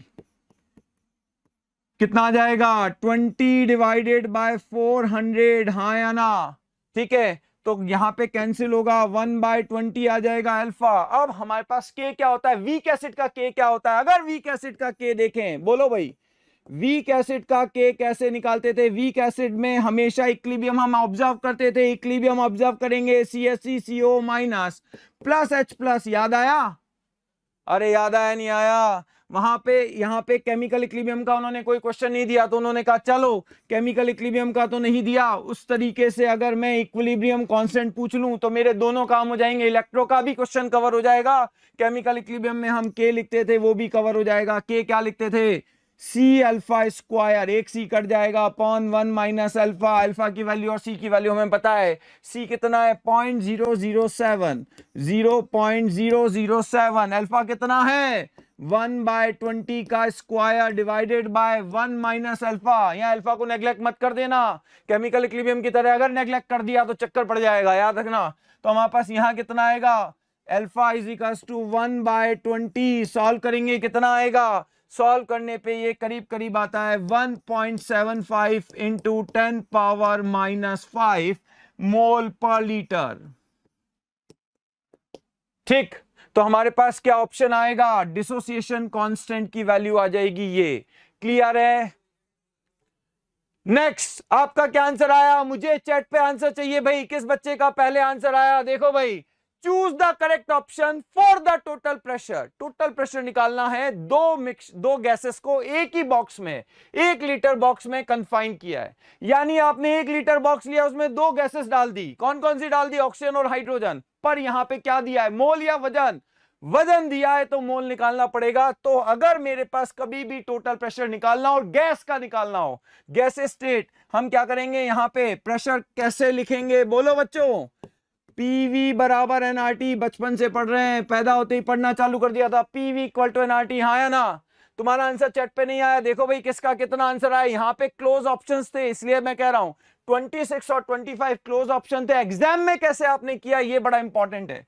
तो हमारे पास प्रेशर हमें निकालना है। प्रेशर निकालने के लिए अब मैं क्या करूं, मोल, दो गैसेस के मोल दिए तो मोल के लिए मैं लिख दूं, क्या मैं ऐसा लिख दूं, N1 plus N2, number of moles oxygen के प्लस नंबर ऑफ मोल्स किसके, हाइड्रोजन गैस के, इनटू RT डिवाइडेड बाय, बोलो V। वेरी गुड, V तो 1 लीटर है। अच्छा याद रखना यहाँ पे R किस में लेते हैं, 0.0821 लीटर ATM में लेते हैं। वैसे उसने दिया है 0.82, कोई दिक्कत की बात नहीं है। तो नंबर ऑफ मोल्स क्या हम लिख देंगे, 4 डिवाइडेड बाय ऑक्सीजन के मोल्स कैसे आएंगे, बोलो ऑक्सीजन के मोल आएंगे वेट अपॉन मोलर मास 32 मोल आ गए। हाइड्रोजन के मोल्स कितने आएंगे, number of moles of hydrogen, बोलो 2 डिवाइडेड बाय 2, हाँ या ना। तो 4 divided by 32 and 2 divided by 2, 4 8 जा 32, बचपन से पढ़ते आ रहे हैं। 2 1 जा 2, ये भी बताना पड़ रहा है। 0.82 इंटू टेम्परेचर कितना है 273 डिवाइडेड बाय वॉल्यूम कितना है 1 लीटर। अगर हम इसे सॉल्व करेंगे तो हमारे पास कितना आएगा 25.18 आएगा। तो करीब करीब हमें आइडिया लग गया कि एटीएम में कितना प्रेशर आ रहा है। तो this is the total pressure. सही होना चाहिए था, easy question. Thank you. Hello dear students, आइए क्वेश्चन में पूछा गया है जिरकोनियम और हाफनियम, इनकी एटॉमिक और आयनिक रेडियस अप्रॉक्स सेम होती है वाई। सो आपको अच्छी तरह से पता है कि 4th A से लेके कहां तक, सॉरी 4th B से लेके 2nd B तक, यानी टाइटेनियम फैमिली से लेके जिंक फैमिली तक लेंथेनाइड कॉन्ट्रैक्शन वर्क करता है। लेंथेनाइड कॉन्ट्रैक्शन कहां करता है, 4D और 5D सीरीज के एलिमेंट के लिए। यहाँ पर जिरकोनियम 4D सीरीज का एलिमेंट, हाफनियम 5D सीरीज का एलिमेंट, इनकी रेडियस अप्रॉक्स सेम होती है। क्यों होती है, लेंथेनॉइड कॉन्ट्रैक्शन की वजह से, 4F14 की वजह से। आइए नेक्स्ट क्वेश्चन की तरफ मूव किया जाए। इथाइलिन डाइएमीन टेट्राएसीटेट, डेंसिटी क्या होगी और डोनर एटम कौन कौन से होंगे। ये रहा बेटा इथाइलिन डाइएमीन, ये इथाइलिन है, 2 नाइट्रोजन आपने लगाए, ये डाइएमीन है, और ये आपने 4 एसीटेट ग्रुप कनेक्ट कर दिए हैं। अब इसमें डोनर एटम कौन कौन से हैं मैं आपको बता देता हूं। एक तो ये 4 जो नेगेटिव चार्ज के साथ ऑक्सीजन दिखाई दे रहे हैं, ये डोनर एटम्स हैं। ये जो 2 नाइट्रोजन आपको दिखाई दे रहे हैं, ये डोनर एटम है। तो टोटल डोनर एटम है 6, डेंसिटी क्या है 6 है। आंसर क्या आने वाला है आपका, second, hexadentate ligand with 4 oxygen and 2 nitrogen. चलिए नेक्स्ट क्वेश्चन की तरफ मूव किया जाए। Structure of beryllium chloride in solid state and vapour state. बेटा beryllium chloride naturally solid state में पॉलीमेरिक फॉर्म में होता है, चेन फॉर्म में होता है। अगर आप इसको 900 डिग्री सेंटीग्रेड से कम पर हीट करते हैं तो ये BCl2 बनाता है, वेपर स्टेट में आता है, और वेपर स्टेट में ये होता है डाइमर। और अगर इससे भी आगे आपने हीट कर दिया, 900 डिग्री सेंटीग्रेड से आगे आप टेम्परेचर लेके गए, तो फिर ये मोनोमेरिक स्टेट में आ जाता है। तो यहाँ पर हमें से क्या पूछा गया है, सॉलिड और वेपर फेज में इसकी फेज कैसे दिखेगा ये, तो ये पॉलीमेरिक फॉर्म है, चेन फॉर्म है, उसके साथ साथ डाइमर है। आंसर क्या आने वाला है हमारा, सेकंड। चलिए नेक्स्ट क्वेश्चन में हमसे पूछा गया है, noble gases are named because of their inertness toward reactivity, identify an incorrect statement about them. Noble gas के लिए इनकरेक्ट स्टेटमेंट क्या होगा, फर्स्ट स्टेटमेंट क्या कहता है, noble gases have large positive value of electron gain enthalpy. Definitely noble gas में electron आप आसानी से ऐड नहीं कर सकते, प्रोसेस एंडोथर्मिक होती है, इलेक्ट्रॉन गेन एंथैल्पी पॉजिटिव आती है। सही स्टेटमेंट है। Noble gases are sparingly soluble in water, ये भी सही स्टेटमेंट है। Noble gases have very high melting point, boiling point, ये स्टेटमेंट रॉन्ग जा रहा है, यही हमारा आंसर। वाई, भाई नोबल गैस के बीच में वीक वैन डर वाल फोर्सेस ऑपरेट होते हैं, और अगर आपने वीकेस्ट फोर्स ऑपरेट कर रखे हैं तो definitely melting point, boiling point क्या होंगे, लो रहेंगे, हाई तो नहीं मिलेंगे। आंसर क्या आने वाला है हमारा, थर्ड आने वाला है। चलिए नेक्स्ट क्वेश्चन की तरफ मूव किया जाए। क्या है next question, which of the following molecule is non polar in nature. तो भाई ये जो NO2 आपको दिखाई दे रहा है ना, यहां पर ये सेंट्रल एटम है जिसे हम A से रिप्रेजेंट करेंगे, ये सराउंडिंग एटम है जिसे हम X से रिप्रेजेंट करेंगे। AX2 टाइप का मॉलिक्यूल केवल और केवल आपको तभी नॉन पोलर दिखाई दे सकता है जब ये लीनियर हो। क्या NO2 लीनियर है? नहीं है, यानी NO2 पोलर होना चाहिए। नेक्स्ट POCl3, तो भाई ये है POCl3 का टेट्राहेड्रल स्ट्रक्चर, सारे सराउंडिंग एटम ही डिफरेंट दिखाई दे रहे हैं। आप समझ सकते हैं इस हिस्से का डायपोल मोमेंट ये गया और 3 Cl के साथ डायपोल मोमेंट ये गया। ये एक दूसरे के अपोजिट तो आएंगे बट मैग्नीट्यूड सेम नहीं होंगे, तो ये भी क्या आएगा? पोलर आएगा। ये फॉर्मल्डिहाइड है आपके पास बेटा, और फॉर्मल्डिहाइड में पोलर मॉलिक्यूल होता है। SbCl5 का PCl5 की तरह स्ट्रक्चर बनेगा। और आपको पता होगा कि जो AX5 टाइप का मॉलिक्यूल है, अगर ये ट्राइगोनल बायपिरामिडल है तो डेफिनेटली ये क्या आने वाला है? नॉन पोलर आने वाला है। SbCl5 क्या होगा? नॉन पोलर होगा। चलिए आगे बढ़ते हैं, नेक्स्ट क्वेश्चन देखा जाए। सो नेक्स्ट क्वेश्चन हमसे क्या कहता है? मैच करना है। ध्यान से देखिएगा बेटा, ऑप्शन ए जहां पर आप देख रहे हैं उसमें आयरन +3 में है, और आयरन +3 के पास कॉन्फ़िगरेशन क्या रह जाता है? 3d5। अब ये जो साइनाइड आपको लिगेंड दिख रहा है ना, ये स्ट्रॉन्ग फील्ड लिगेंड है। स्ट्रॉन्ग फील्ड लिगेंड में बैक पेयरिंग दिख जाती है, हो जाती है। और बैक पेयरिंग अगर D5 में आप कर देते हैं तो अनपेयर्ड इलेक्ट्रॉन कितने आएंगे? सोचे ना, T2G और Ag का कंसेप्ट लगाएं। 1 अनपेयर्ड इलेक्ट्रॉन के साथ ये 1.73 बोर मैग्नेटॉन आएगा। भाई अनपेयर्ड इलेक्ट्रॉन अगर 1 है तो 1 पॉइंट समथिंग वैल्यू मिलेगी, पॉइंट के आगे वो 7 9 कुछ भी दिख सकता है ना। अगर अनपेयर्ड इलेक्ट्रॉन 2 है तो 2 पॉइंट समथिंग, अनपेयर्ड इलेक्ट्रॉन 5 है तो 5 पॉइंट समथिंग। पॉइंट के आगे की जो भी वैल्यू वो हटा दें, है ना, ये हमें पता है। अब सेकंड बी ऑप्शन में ये बी देखेंगे ना, H2O वीक फील्ड लिगेंड है। तो अगर आयरन +3 में, जो कि यहां पर है, आपने वीक फील्ड लिगेंड ले लिया, 3d5 है, तो यहां पर बैक पेयरिंग नहीं होती है। अब बैक पेयरिंग अगर नहीं होगी तो फिर अनपेयर्ड इलेक्ट्रॉन्स कितने आएंगे? 5 आएंगे, और 5 अनपेयर्ड इलेक्ट्रॉन के साथ ये कितना हो जाएगा? 5.92। तो ए किससे मैच किया? 1 अनपेयर्ड इलेक्ट्रॉन के साथ 1.73 से। बी 5 अनपेयर्ड इलेक्ट्रॉन के साथ किससे मैच किया? 5.92 से। अब सी देख लेते हैं। जो सी आपको दिखाई दे रहा है ना, ये आयरन +2 में है, और आयरन +2 के पास 3d6 कॉन्फ़िगरेशन मिलेगा, और स्ट्रॉन्ग फील्ड लिगेंड है साइनाइड, और स्ट्रॉन्ग फील्ड लिगेंड है तो बैक पेयरिंग हो जाएगी। और जो आपने बैक पेयरिंग करा दी D6 के साथ, तो ये रहे 6 इलेक्ट्रॉन्स। यहां पर आपको अनपेयर्ड इलेक्ट्रॉन कितना दिखाई दे रहा होगा? 0। और 0 अनपेयर्ड इलेक्ट्रॉन के साथ जो डायपोल मूवमेंट आपको, मैग्नेटिक मूवमेंट जो आपको मिलने वाला है, वो क्या मिलने वाला है? 0 मिलने वाला है। अब नेक्स्ट H2O अगर सामने आ जाता है इसी 3d6 कॉन्फ़िगरेशन में आयरन +2 के साथ, तो हम क्या करेंगे? बैक पेयरिंग नहीं कराएंगे। और D6 में जब आप बैक पेयरिंग नहीं कराते हैं तो ये कुछ इस तरह से लिखने में आता है, ऑक्टाहेड्रल कॉम्प्लेक्स में 4 अनपेयर्ड इलेक्ट्रॉन के साथ ये 4.90 हो जाता है। तो ए किसके साथ मैच किया? 1 के साथ। ए 1 के साथ आपको एक ही ऑप्शन दिखाई दे रहा है, आंसर क्या आने वाला है? डी। चलिए आगे बढ़ते हैं, नेक्स्ट देखा जाए। So, in which of the following arrangement the given sequence is not strictly according to the property indicated? ये कार्बन फैमिली के मेंबर दिखाई दे रहे हैं और सब जगह आपको +4 ऑक्सीडेशन स्टेट दिखाई दे रही है। अब कार्बन फैमिली में ग्रुप में अप टू डाउन जाने पर +2 ऑक्सीडेशन स्टेट की स्टेबिलिटी तो बढ़ती है, बट +4 की स्टेबिलिटी क्या होती है? डिक्रीज होती है। अगर ऑक्सीडेशन स्टेट लेस स्टेबल है तो फिर वो मोर स्टेबल की तरफ जाने की कोशिश करेगी। सो लेड के लिए क्या है? +2 मोर स्टेबल है, +4 से +2 में जाएगा, इलेक्ट्रॉन खींचेगा। इन शॉर्ट ऑक्साइड्स के लिए ग्रुप में अप टू डाउन जाने पर ये ऑक्सीडाइजिंग पावर क्या होती है? इंक्रीज होती है। बिल्कुल सही, इंक्रीजिंग ऑक्सीडाइजिंग पावर, बिल्कुल सही ट्रेंड जा रहा है।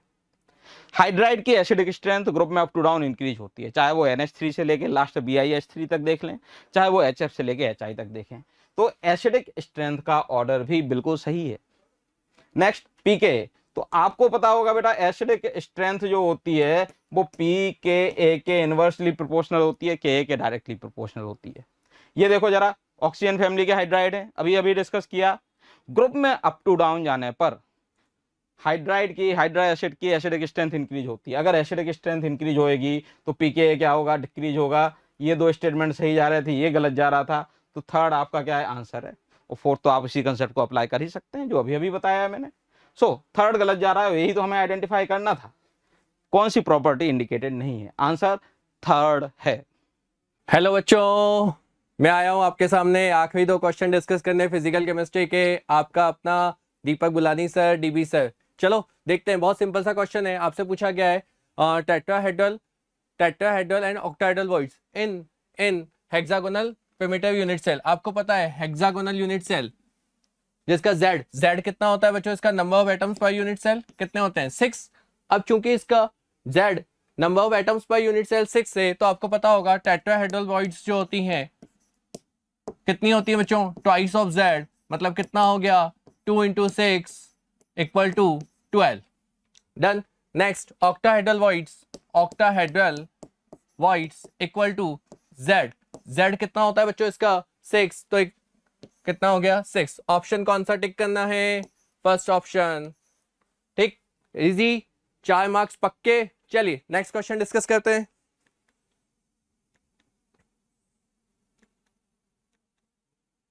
नेक्स्ट क्वेश्चन अच्छा क्वेश्चन था, नो डाउट अच्छा क्वेश्चन था, थोड़ा सा फिजिक्स को टच लिया गया था। ग्राफ के बारे में अच्छी नॉलेज होनी चाहिए। क्या बोला गया है आपसे, choose the correct option for the graphical representation of Boyle's law. कौन से लॉ की बात कर रहा है, बॉयल्स लॉ वो जो बॉयल हो रहा है। बॉयल हो रहा है मतलब टेम्परेचर का मतलब कांस्टेंट। टेम्परेचर क्या होना चाहिए, कांस्टेंट होना चाहिए। अब अगर टेम्परेचर कांस्टेंट है तो आइडियल गैस इक्वेशन क्या बोलती है, PV = nRT। ये कांस्टेंट मतलब nRT पूरा क्या हो गया, कांस्टेंट। अगर ये कांस्टेंट है तो P इनवर्सली प्रोपोर्शनल हो गया क्या, P इनवर्सली प्रोपोर्शनल हो गया क्या V के। अगर P इनवर्सली प्रोपोर्शनल हो गया V के तो पढ़ा होगा कौन से टाइप का ग्राफ है ये, हाइपरबोला। कौन सा, हाइपरबोला। और इस तरीके के ग्राफ कैसे बनाए जाते हैं, ये रहा P, ये रहा V, ये रहा P, ये रहा V। देखो इस तरीके से ग्राफ बनाया जाता है इसका।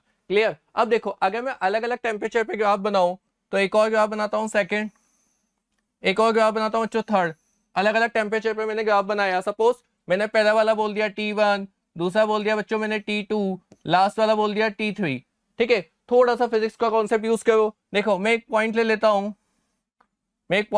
बच्चों, और इस पॉइंट से मैं परपेंडिकुलर डाल देता हूं। मैंने क्या किया, इस पॉइंट से परपेंडिकुलर डाल दिया। ध्यान से देखो, अब अगर इस पॉइंट से अगर मैं परपेंडिकुलर डालता हूं, वही परपेंडिकुलर देखो मैं सेम परपेंडिकुलर में इधर भी डाल देता हूं। क्लियर है, ध्यान से देखो, एक ये रहा, तीसरा ये रहा। ध्यान से देखो क्या अलग अलग प्रेशर दिख रहे हैं, प्रेशर का ऑर्डर क्या है, इंक्रीजिंग ऑर्डर है। क्लियर। अगर प्रेशर ज्यादा होगा तो टेम्परेचर भी ज्यादा होगा, क्योंकि प्रेशर और टेम्परेचर डायरेक्टली प्रोपोर्शनल है। इसका मतलब क्या हुआ कि फर्स्ट वाला टेम्परेचर सबसे ज्यादा होगा। मतलब क्या हुआ कि T1 टेम्परेचर सबसे ज्यादा हुआ, T1 सबसे ज्यादा बच्चों, then T2, then T3। Clear. ध्यान से देखो, ऑप्शन चेक करो, क्या सबसे ज्यादा वाला 600 kelvin, then 400 kelvin, then 200 kelvin, option 1। Done. I hope सबका पेपर अच्छा हुआ होगा। Bye bye, good night. Hello बच्चों, मैं आपका अपना SB sir Sonu Mulani sir आपके सामने नीट 2021 का नेक्स्ट फिजिकल केमिस्ट्री का ये क्वेश्चन लेकर के आया हूं। क्वेश्चन आपके सामने बड़ा ही आसान सा है बेटा। For irreversible expansion of ideal gas under isothermal condition the correct option is. तो देखिए भाई किस तरीके से इसको सॉल्व कर रहे हैं हम, ध्यान से देखना, देखिएगा भाई। यस, देखिए तो किस तरीके से कर रहे हैं। इरिवर्सिबल है बेटा, तो इरिवर्सिबल का मतलब क्या होता है, स्पॉन्टेनियस। ये आपको पता है स्पॉन्टेनियस होता है, ये हमको पता है, तो फटाफट से इसको स्पॉन्टेनियस बना देते हैं। ये रहा आपका स्पॉन्टेनियस। ठीक है भाई, तो ये स्पॉन्टेनियस के अंदर डेल्टा एस टोटल आपको पता है बेटा ग्रेटर देन 0 होता है। तो ग्रेटर देन 0 इसका मतलब ये नॉट इक्वल्स टू 0 है। क्या है ये है आपका नॉट इक्वल्स टू 0 है, और आइडियल गैस लिखा हुआ है और आइसोथर्मल कंडीशन पर है। तो आपके टेम्परेचर कांस्टेंट टेम्परेचर पर आपका डेल्टा यू और डेल्टा ई क्या होते हैं, 0 होते हैं। इसका मतलब डेल्टा यू तो होगा 0 और डेल्टा एस टोटल होगा नॉट इक्वल्स टू 0। तो कौन सा ऑप्शन जाएगा, ऑप्शन नंबर 4 चला जाएगा। Fourth option. तो ये आपका फर्स्ट क्वेश्चन। नेक्स्ट क्वेश्चन क्या है आपके सामने, देखिए फटाफट से। नेक्स्ट क्वेश्चन बड़ा ही आसान सा क्वेश्चन है भाई। From the following pairs of ions which one is not an iso electronic pair. अरे क्लास में बहुत बार बताया भाई, बड़ा आसान सा क्वेश्चन है, फटाफट से इसका सोल्यूशन देखेंगे। देखिए क्या है भाई इसका सोल्यूशन। पहला ऑप्शन आपके सामने लिखा हुआ है बेटा Fe+2 और दूसरा क्या लिखा हुआ है Mn+2। इलेक्ट्रॉन कितने हो जाएंगे 26 - 2 कितना हो जाएगा 24 इलेक्ट्रॉन्स। यहाँ कितना 25 - 2 23 इलेक्ट्रॉन्स आपके सामने आ जाएंगे। क्लियर। अगला देखो फटाफट से क्या है। ओ वैसे तो यहीं पर ही पता चल रहा है कि आइसो इलेक्ट्रॉनिक पेयर नहीं है। बाकी के ऑप्शंस भी देख लीजिए। O-2 है, F- है, तो दोनों के अंदर ही कितने कितने हैं 10 इलेक्ट्रॉन्स। यहाँ भी कितने हैं 10 इलेक्ट्रॉन्स। यहाँ पर देखिए Na+ और Mg+2, Na+ Mg+2 देखिए जरा, तो यहाँ भी कितने बेटा 10 इलेक्ट्रॉन्स, यहाँ भी कितने हैं 10। दोनों आइसो इलेक्ट्रॉनिक स्पीशीज हैं। लास्ट देखिए Mn+2 और Fe+3 लिखा हुआ है, तो यहाँ पर भी 23 इलेक्ट्रॉन्स है और यहाँ भी 23 इलेक्ट्रॉन्स है। तो हमारा ऑप्शन कौन सा चला जाएगा, नॉट आइसो इलेक्ट्रॉनिक पूछा है तो ऑप्शन नंबर 1 आपका करेक्ट आंसर हो जाएगा। तो इसी तरीके से पढ़ते रहिए। All the best for your future. बहुत अच्छे से डॉक्टर बनिए, अच्छे से कॉलेज के अंदर जाइए। Thank you so much. Motion आपके साथ ऐसे ही बना रहेगा। Thank you.